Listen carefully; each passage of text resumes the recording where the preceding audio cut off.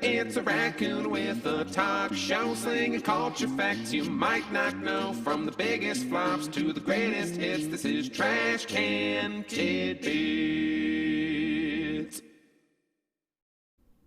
Hey everyone, I'm your trivia-loving raccoon buddy Beaton, and I'm back with our regularly scheduled program of Trash Can Tidbits. Thank you so much to everyone out there who responded so positively to my depression video last week. It really made me feel so proud to make it. I felt I kept quiet about my depression issues for so long that I had to speak up about it, and it made me feel happy that I touched a lot of people with it. Now, this week, we are under the sea. Don't ask me how I can breathe underwater. Now, a couple of videos ago, I asked the question, which Motown singer provided the voice for Audrey 2, and which group was he from? The answer is Levi Stubbs of the Four Tops. The Tops were one of Motown's defining groups, helping to create the signature sound the company was famous for with hit songs like I Can't Help Myself or Reach Out, I'll Be There. Stubbs was the lead singer of the group, and though Audrey 2 in Little Shop of Horrors was his only movie role, he is also known among 80s kids as the voice of Mother Brain in the Nintendo-based cartoon series Captain N the Game Master. He died in 2008 at the age of 72, leaving behind a massive musical legacy that continues to this day with newer members of the group that he helped make famous the world over. Now, with that address, let's get started with fact number 1. Did you know that Casey Kasem, the longtime voice of Shaggy from Scooby-Doo, insisted that Shaggy be a vegetarian, and actually quit the role for a time due to Hanna-Barbera not honoring that demand? During the second season of Scooby-Doo Where Are You?, Kasem became a vegetarian, and he requested Shaggy be one as well. And he remained one largely for the long tenure of Kasem's time as the character, with a few exceptions. But around 1995 or so, when he was required to perform Shaggy for several Burger King commercials which did not have vegetarian products, Kasem quit the role. For the next half-decade or so, the role of Shaggy was provided by voice artists Billy West and Scott Innes for several direct-to-video movies.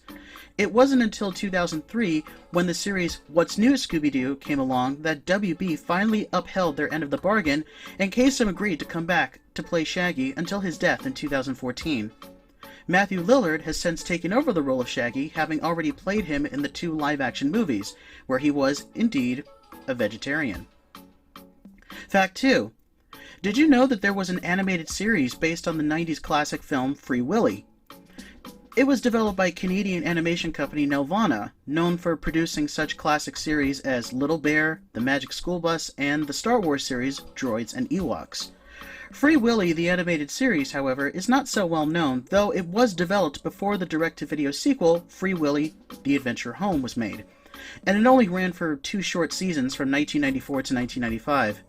It was notable in that the main character of Jessie somehow gains the magical ability to talk with Willy the whale, and the two work with various other animal friends, as well as Jessie's human friends, to fight an evil cyborg called the Machine, who blames Willy for the loss of his arm and part of his face, and will destroy various aquatic areas to do so.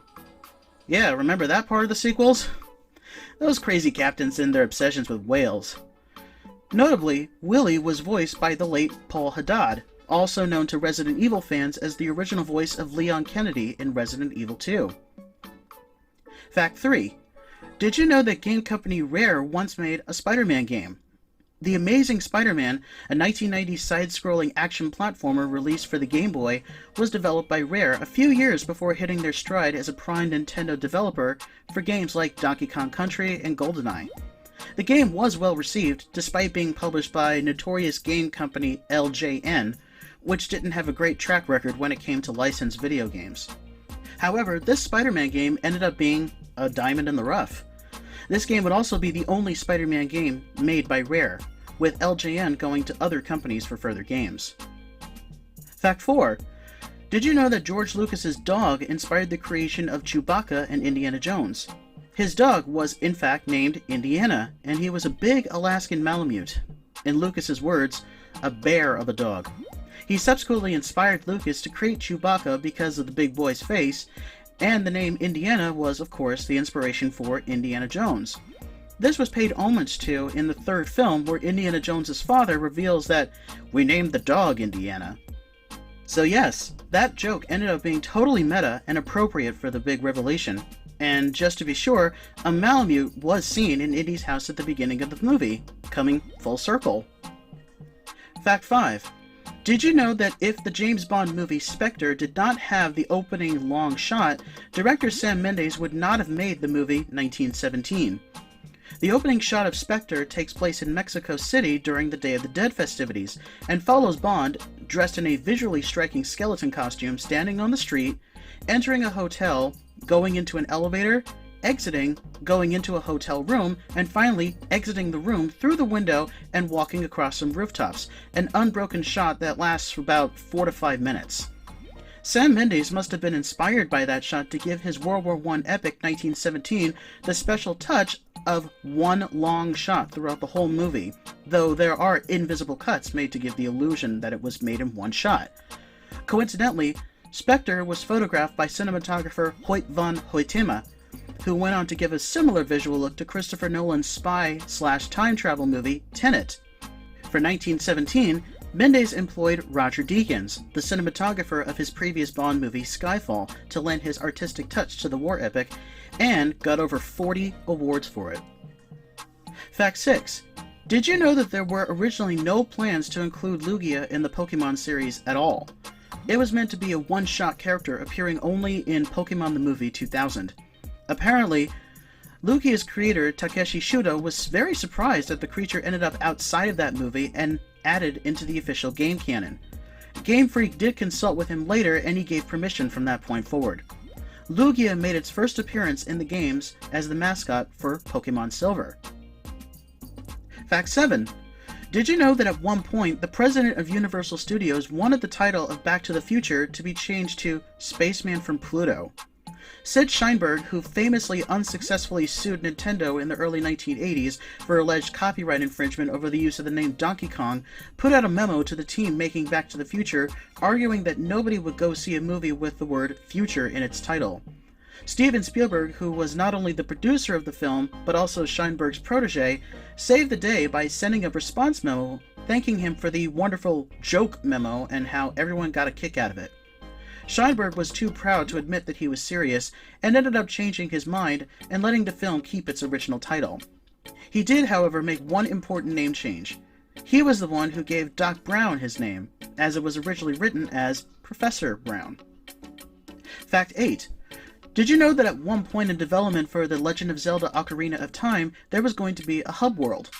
Because the team at Nintendo didn't know how big they could make the game, one idea they had was to have the game take place entirely at Hyrule Castle and have the player enter paintings to travel to different worlds around Hyrule, very similar to Super Mario 64. Further development allowed them to create the open world we now know in the game today. The boss battle with Phantom Ganon and his ability to enter and exit paintings is the only remnant of this original development idea. Fact 9. Did you know that the cutscenes in the PS1 game Oddworld Abe's Exodus could have won an Oscar? The game's stunning cinematics were actually edited together into a 14-minute short film. The developers then submitted it to the Academy for consideration at the 71st Oscars, but it unfortunately didn't win, nor did it ever make the shortlist. The game still sold incredibly well and was critically praised nonetheless. It was also seen as a major push that the company Oddworld Inhabitants continues to strive for to this day, to increase the gaming reputation in the animation field. Fact 10. Did you know that there's a sequel to Charlie and the Chocolate Factory? Roald Dahl wrote a sequel to his original book called Charlie and the Great Glass Elevator, which was published in 1972. It's a rather bizarre continuation of the Chocolate Factory story, where Charlie, Willy Wonka, and the Bucket family go on an adventure in space in the Great Glass Elevator and end up on a faraway planet where they are taken prisoner by aliens called Canids. The book has never been adapted into a film because Roald Dahl himself denied the rights to it after he was not satisfied with the film Willy Wonka and the Chocolate Factory. Subsequently, Tim Burton, who directed the 2005 film, has never shown any interest in directing it either, but rumors are currently going around that the story might be adapted into an animated series for Netflix, directed by Jojo Rabbit director Taika Waititi. That sounds rather intriguing to me. We'll see how it goes. And here's this week's trivia question. The TV series Buffy the Vampire Slayer is still a really popular show almost 2 decades after its series finale. Part of that appeal comes from its cast, but also some unexpected talent behind the camera. In addition to the show's creator and showrunner Joss Whedon, one major producer of the series went uncredited, but is in fact well known in the music industry, in addition to being a super sweet, genuine person. My question to you is, though she was not credited by name, which country music legend was the executive producer of Buffy the Vampire Slayer? And there you have it for this week. I'll be back next week with some more fun stuff, and please don't forget to like, subscribe, share, and ring that bell for future video notifications. Thanks for watching, and I'll see you next time.